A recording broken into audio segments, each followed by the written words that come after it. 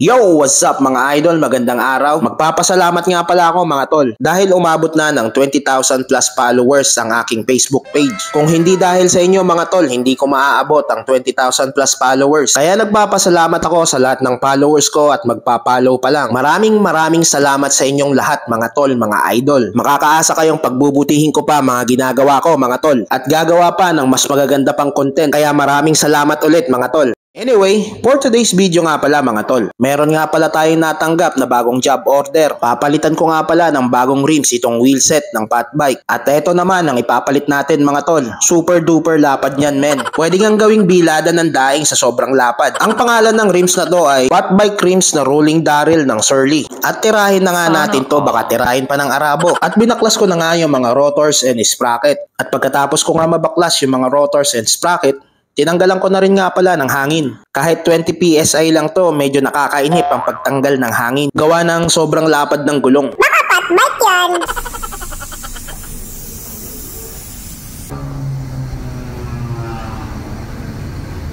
At nung matanggalan ko na nga ng hangin, babaklasin na natin yung gulong. Pero bago yon, tinuklap ko muna yung mga gilid ng gulong na nakadikit sa rim. At para mas maginhawang baklasin. At nung mabaklas ko na yung gulong, sinimulan ko na ang pagpihit sa mga nipples ng rayos. Medyo makunat nga pihitin pero okay lang.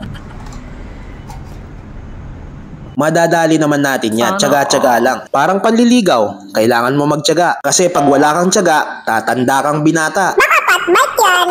At sa wakas, nabaklas na natin mga tol. Tinanggal ko na rin yung mga spokes at nilinis ko na rin yung hubs.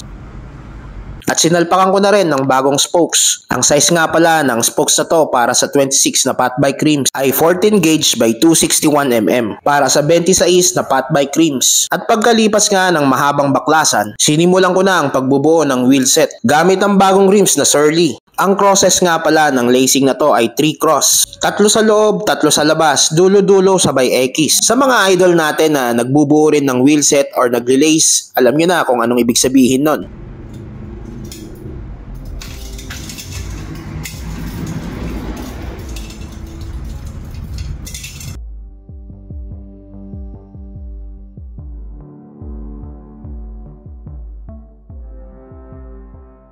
At pagkatapos ko ang i-lace, i-align na natin. Oops! Teka, sa sobrang haba ng hub, hindi umubra yung wheel aligner na pang bike. Kaya inilabas ko na yung reserba na wheel aligner na pang motor. Na minana ng lolo ko sa lolo ng lola niya, na binili doon sa kumpare niya na pinsang buo ng lolo ko. Basta yun na yun. At kinamada ko na nga yung wheel set sa wheel aligner natin na pang motor. At tinodos Los Santos na natin yan.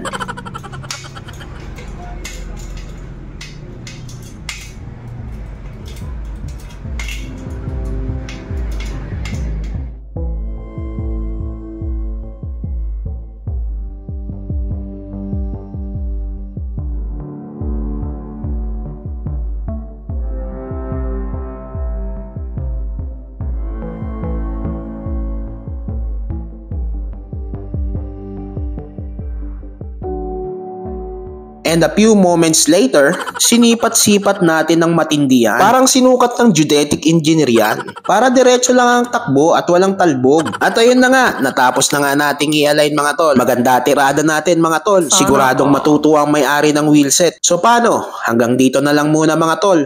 Salamat nga pala sa panonood. Kita-kits na lang ulit sa susunod na kukuting tingin. God bless and ride safe.